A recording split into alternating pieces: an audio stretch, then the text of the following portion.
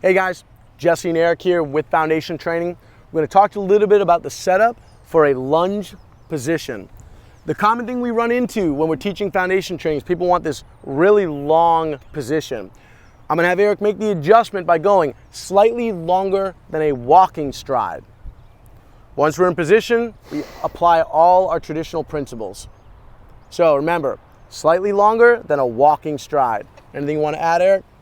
You're still doing everything else the same. If you go in that long walking stride, you still have to have your hip joints more or less squared up.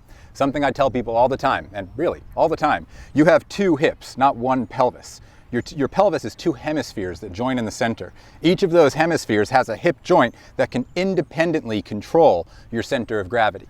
So you want both legs, whether you're in a lunge stance or in a stance like this, to actively be moving towards each other in a spiraling inward fashion. They're not trying to close all the way in, but they are actively moving towards center or squaring up. Do a lot of lunges. Apply it to your next practice, stream.foundationtraining.com, get on the app.